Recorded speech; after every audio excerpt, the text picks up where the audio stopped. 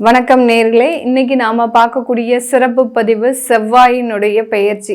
செவ்வாய் பகவான் வருகின்ற செப்டம்பர் மாதம் 14ஆம் தேதி கன்னி ராசியிலிருந்து துலாம் ராசிக்கு பெயர்ச்சி ஆகிறார். செவ்வாய் காலபுருஷனுக்கு 7ஆம் இடத்துல பெயர்ச்சியாகி வரார். களத்திரஸ்தானத்திற்கு பெயர்ச்சியாகி வருகிறார். இதிலிருந்து இந்த செவ்வாயினுடைய பெயர்ச்சியிலிருந்து ஒவ்வொரு ராசி என்பர்களுக்கும் ஏற்படக்கூடிய மாற்றங்கள், நிறைய பேருக்கு இந்த செவ்வாயினால நிறைய அந்த திருமண அமைப்புகள்ல தடைகளும் ஏற்படும். அந்த தடைகளை நீக்கக்கூடிய ஒரு காரக கிரகமாகவும் இந்த செவ்வாய் தன்னுடைய நிலையை மாற்றி அமைத்து செயல்படுவார். அப்படி இருக்கக்கூடிய இந்த 7ஆம் இடமான அந்த களத்திர காரகத்திலேயே இந்த செவ்வாய் பெயர்ச்சியாகி வர்றதுனால எல்லா ராசி என்பர்களுக்குமே ஒரு நல்ல ஒரு மாற்றங்களை கொடுக்கக்கூடிய ஒரு நேரமாக தான் இந்த 45 நாட்கள் இருக்க போகுது. 14ஆம் தேதி செப்டம்பர் மாதம் பெயர்ச்சியாகக்கூடிய அந்த செவ்வாய் பகவான் 27ஆம் தேதி அக்டோபர் வரைக்கும் அந்த துலாம் ராசியிலேயே இருப்பார். இந்த 45 நாட்களுக்கு ஒவ்வொரு ராசி என்பர்களுக்கும், ஏன்னா காலபுருஷனுக்கு 7ஆம் இடத்துல செவ்வாய் பயிற்சியாகி வர்றதுனால அதிகப்படியாக எல்லா ராசி என்பர்களுமே நல்ல உழைக்கக்கூடிய ஒரு திறன் படைத்தவர்களாக மாறக்கூடிய ஒரு நேரம். அடுத்து பார்த்தீங்கன்னா ஒரு வேகமாக சில உங்களுடைய வேலைகளை முடிவு எடுத்து அதை சாதிக்கக்கூடிய ஒரு அமைப்பாகவும் இந்த 45 நாட்கள் இருக்க போது. இப்போ ஒவ்வொரு ராசி என்பர்களுக்கும் உண்டான பலன்களை நம்ம விரிவாக பார்க்கலாம். இந்த சேனலை முதன்முறையாக பார்க்குறீங்க அப்படின்னா சப்ஸ்கிரைப் பண்ணிக்கோங்க. பெல் பட்டனில் ஆல் ஆப்ஷன் சூஸ் பண்ணிங்கன்னா உங்களுக்கு இந்த ஜோதிட ரீதியான தகவல்கள், ஒவ்வொரு கிரகங்களின் பயிற்சிகள், ஏன்னா செவ்வாய் பயிற்சி ஆகும்போது உங்களுக்கு என்ன மாதிரியாக இருக்கும், இதில் உங்களுக்கு இடையிலேயே பார்த்தீங்கன்னா மாத பலன்கள் எந்த மாதிரியாக இருக்கும், இப்படி அந்த கிரகங்களினுடைய கோச்சார நகர்வுகளை நம்ம அடிக்கடி ப்ரிடிக்ட் பண்ணி சொல்லும்போது உங்களுடைய லைஃப்பில் என்னென்ன மாற்றங்கள்லாம் வந்துட்டுருக்கு அப்படின்றத நீங்கள் கீழே கமெண்ட் பாக்ஸில் பதிவு பண்ணலாம். உங்களுடைய இந்த சேனலை சப்ஸ்கிரைப் பண்ணிக்கோங்க. மகர ராசி என்பர்களுக்கு செவ்வாயினுடைய பயிற்சி 10ஆம் இடமான கர்மஸ்தானத்தில் பயிற்சி ஆகிறார். 9ஆம் இடத்துல இருந்த செவ்வாய் 10ஆம் இடமான அந்த கர்மஸ்தானத்திற்கு பயிற்சி ஆகிறார். மகர ராசி என்பர்கள் எப்போதுமே பார்த்தீங்கன்னா ரொம்ப சுறுசுறுப்பாக இருப்பாங்க அப்படின்னு சொல்கிறத விட எப்போதுமே வேலையும் பொழுதுதான் தான் இருப்பாங்க. வேலை இல்லாமல் இவர்கள் ஒரு நாள் கூட இல்லாமல் இருந்ததே கிடையாது. அதே சமயத்தில் வேலையை எப்படி முடிக்கணும், அதாவது ரொம்ப ஸ்மார்ட்டாக எப்படி முடிக்கணும் அப்படின்றத நிறைய ஒரு தனித்துவம் வாய்ந்தவர்களாக இருப்பாங்க. அந்த மாதிரியான அந்த ஒரு வேலையில் அதிகப்படியான நுணுக்கங்களை தெரிந்து வைத்து கொள்பவர்கள்.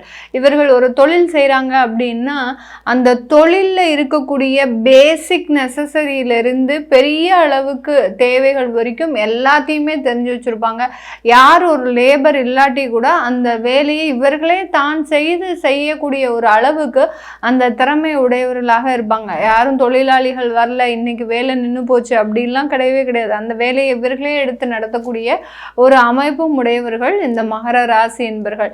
இந்த மகர ராசி என்பர்களுக்கும் செவ்வாய்க்கும் ஒரு லிங்க் இருக்கு. ஏன்னா இவர்களினுடைய ராசியில தான் செவ்வாய் உச்சம் பெறார்.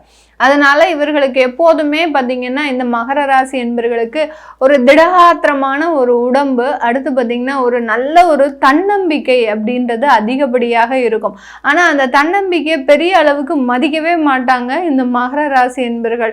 தன்னம்பிக்கை மட்டும் இருந்தால் போதுமா, உழைக்கிறதுக்கு நல்ல ஒரு இது வேணும் அப்படின்ற மாதிரியாக தான் இருப்பாங்க. அந்த அளவுக்கு அந்த செவ்வாய் உச்சம் பெறதுனால இவர்களுக்கு அந்த ஒரு அமைப்புன்றது அதிகப்படியாக இருக்கும். ஜென்ரலாகவே மகர ராசி என்பவர்கள் எத்தனை வாட்டி கீழே விழுந்தாலும் மீண்டும் மீண்டும் அந்த பிரச்சனைகள்லேருந்து வெளியில் வந்து ரொம்ப ஸ்மார்ட்டாக இருப்பாங்க.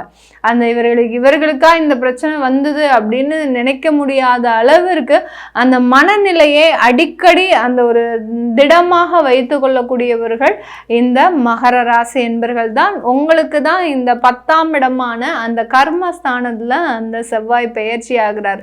இதனால புதிதாக தொழில் தொடங்கக்கூடிய ஒரு அமைப்புகள்லாம் இந்த மகர ராசி என்பர்களுக்கு இருக்கும். மகர ராசி என்பர்கள் நினைக்கக்கூடிய ஒரே ஒரு விஷயம், வாழ்நாள் கனவாக பார்த்தீங்கன்னா நிறைய மகர ராசி என்பர்களுக்கு தான் சொந்தமாக ஒரு தொழில் வைக்கணும் அப்படின்றது நிறைய பேருக்கு இருக்கும். நிறைய பேர் அடிமை தொழில் செய்கிறவங்க. அடிமை தொழில்னா என்ன, இன்னொருத்தர்கிட்ட சம்பளம் வாங்கி வேலை செய்கிறது தான் அடிமை தொழில். அது இல்லாமல் நம்மளே சுயமாக ஒரு தொழில் செய்து 4 பேருக்கு நம்ம வேலை கொடுக்கணும் அப்படின்னு ஒரு பெரிய மனது உடையவர்கள் இந்த மகர ராசி என்பர்கள். இப்படிப்பட்ட இந்த மகர ராசி என்பர்களுக்கு இந்த காலகட்டம் உங்களுக்கு அதற்கு உண்டான ஒரு அமைப்பை இந்த கர்மஸ்தானத்துல வரக்கூடிய அந்த செவ்வாயாகப்பட்டவர் முழுமையாக கொடுக்கறதுக்கு உண்டான ஒரு நேரமாக இருக்கும். வேலை ரீதியான ஒரு சில மாற்றங்கள், 10ல் ஒரு பாவகிரகம் அப்படின்னு சொல்லக்கூடிய ஒரு அளவுக்கு அந்த வேலை ரீதியான ஒரு நிறைய முன்னேற்றங்களை அடையிறதுக்குண்டான ஒரு நேரம், ஒரு உயர் பதவி, உங்களுக்கு தேவையான ஒரு அங்கீகாரம், ஒரு அரசாங்க உத்தியோகத்துல பெரிய பெரிய போஸ்டிங்கு, ஒரு சின்ன லெவல்ல இருந்த அந்த அரசாங்க ஊழியர்கள் எல்லாருமே இப்போ நல்ல ஒரு உயர்ந்த நிலைக்கு போகிறதுக்கு உண்டான ஒரு அமைப்பு. திடீர்னு பார்த்தீங்கன்னா அவங்கள ஒரு மேலிடத்திற்கே போகிறதுக்கு உண்டான ஒரு அமைப்புலாம் இந்த மகர ராசி என்பவர்களுக்கு இந்த செவ்வாயினுடைய பெயர்ச்சி அதிகப்படியான ஒரு அமைப்பை கொடுக்கும். செவ்வாயினாலே பார்த்தீங்கன்னா ஒரு நிர்வகிக்கக்கூடிய ஒரு திறன், அடுத்து பார்த்தீங்கன்னா ஒரு மேலாண்மை மிக்கக்கூடிய ஒரு கிரகம் தான். ஒரு எல்லாரையும் பார்த்தீங்கன்னா ஒரு போல்டா எல்லாரையும் ஒரு ஆணவமாக ஒரு நிர்வகிக்கக்கூடிய ஒரு திறமை படைத்தவர்களாக தான் இந்த மகர ராசி என்பர்கள் இருப்பாங்க. அதை கரெக்ட் இப்போ உங்களுடைய அலுவலகத்துல கிளிக் பண்ணி அதை உங்களுக்கு உண்டான ஒரு மாற்றத்தை கொடுப்பாங்க. இந்த இடத்துல இவனை போட்டா இவன் கரெக்டா அங்க மேனேஜ் பண்ணுவாங்க அப்படின்னு உங்களுக்கு உண்டான ஒரு திறமைகளை அங்கீகரித்து அதற்குண்டான ஒரு உயர் பதவிகளை அடையிறதுக்கு உண்டான ஒரு நேரமாக தான் இந்த மகர ராசி என்பர்களுக்கு இருக்க போகுது. இந்த மகர ராசி என்பர்கள் யார் யாரெல்லாம் காவல்துறையில வேலை செய்றீங்களோ அவர்களுக்கு எல்லாருக்குமே இப்போ ப்ரமோஷன் உறுதியாக காத்துட்டு இருக்கு.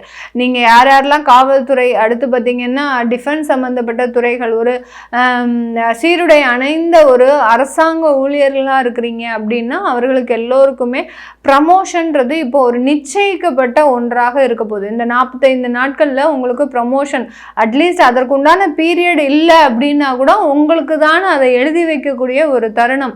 உங்களுக்கு தான் இந்த வாட்டி ப்ரமோஷன், வேற யாருக்கும் கிடையாது அப்படின்னு சொல்லக்கூடிய ஒரு உறுதியாக அமைக்கக்கூடிய ஒரு நேரமாக தான் இந்த அரசாங்க உத்தியோகஸ்தர்களுக்கு இந்த மகர ராசி என்பர்களுக்கு இருக்க போது.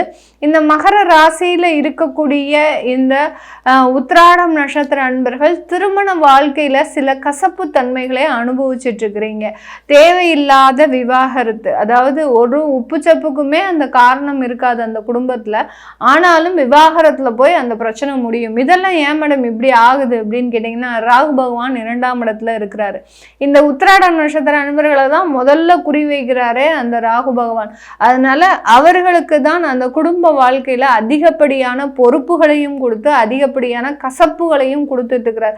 இது தற்காலிக சூழல் தான், கொஞ்சம் பொறுமையா இருங்க. ஏற்கனவே நாங்க ஆவேசப்பட்டு விவாகரத்தை கொடுத்துட்டோம் அப்படின்றவங்க அதை கொஞ்சம் பொறுமையா டீல் பண்ணுங்க. விவாகரத்து கொடுத்தா கூட அதுல ஒரு நன்மைகள் கிடைக்கிறதுக்கு உண்டான ஒரு நேரம் தான்.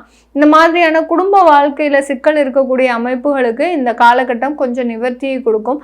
அடுத்த திருவோணம் நட்சத்திர அன்பர்களுக்கு இந்த காலகட்டம் இந்த மகர ராசியில இருக்கக்கூடியவர்களுக்கு நல்ல ஒரு வேலை இடமாற்றத்தை கொடுக்க போகுது. அந்த 10ஆம் இடத்துல வரக்கூடிய அந்த செவ்வாய் வேலை இடமாற்றம், வேலை பதவிகள், அடுத்து பார்த்தீங்கன்னா வெளியூர் வெளிநாடு போகக்குண்டான ஒரு அமைப்புகள், இது எல்லாத்தையுமே கொடுக்கறதுக்கு உண்டான ஒரு நேரமாக தான் திருவோணம் நட்சத்திர அன்பர்களுக்கு இருக்கும். அவிட்டம் நட்சத்திர அன்பர்களுக்கு இந்த காலகட்டம் சொத்து சம்பந்தப்பட்ட விலங்க பிரச்சனைகள் தீரத்துக்கு உண்டான ஒரு நேரம். அங்காளி பங்காளி சண்டை இருக்கு, இல்ல அம்மா அப்பா எனக்கு சொத்தை எழுதி வைக்க மாட்டேங்கிறாங்க. ஏன்னா மகர ராசி என்பவர்களுக்கு 4ஆம் இடத்திற்கு சொந்தக்காரரே அந்த செவ்வாய் தான். அவர் 10ஆம் இடத்துல இருக்கிறதுனால அப்பா அம்மா எழுதி வைக்கிறேன்னு சொத்தை சொன்னாங்க, கடைசி எழுதி வைக்கல. எனக்கு எங்களுடைய உடன் பிறந்தவர்கள்னால ஏதோ ஒரு கான்ட்ரவர்சி ஆகி இப்போ அது ஒரு தேக்க நிலையில இருக்கு அப்படின்னு சொல்றவங்களுக்கு எல்லாருக்குமே அந்த முன்னோர்கள் சொத்து உங்களுக்கு கிடைக்கிறதுக்கு உண்டான ஒரு நேரம். அதுல இருக்கக்கூடிய இழுபறிகள், தேவையில்லாத பிரச்சனைகள் எல்லாமே தீரக்கூடிய ஒரு நேரமாக தான் இந்த மகர ராசியில இருக்கக்கூடிய அவிட்டம் நட்சத்திர அன்பர்களுக்கு இருக்க போகுது. இது எல்லாமே நம்ம கோச்சார நிலவரப்படி பலன்களை கணிச்சு சொல்லியிருக்கிறோம். உங்களுடைய சுய ஜாதகத்துல தசா புத்திகள், தசையை எப்படி இருந்தாலும் புத்தி முதல்ல வேலை செய்யும். புத்தின்றது நம்மளுடைய மனநிலையை குறிக்கக்கூடிய ஒரு நேரமாக தான் இருக்கும். அதனால அந்த புத்தியினுடைய அமைப்பை பொறுத்து தான் இந்த செவ்வாயினுடைய பயிற்சி உங்களுடைய சுய வாழ்வில் இருக்கக்கூடிய மாற்றங்களை ஏற்படுத்தும். அதை பார்க்கணும் விருப்பப்படுறவங்க கீழே இருக்கிற நம்பருக்கு வாட்ஸ்அப்பில் அப்பாயின்மெண்ட் வாங்கிக்கிட்டு நீங்கள் என்கிட்ட கன்சல்ட் பண்ணிக்கலாம். உங்களிடமிருந்து விடைபெறுவது உங்கள் ஆஸ்ட்ரோ பூர்ணா. நன்றி, வணக்கம்.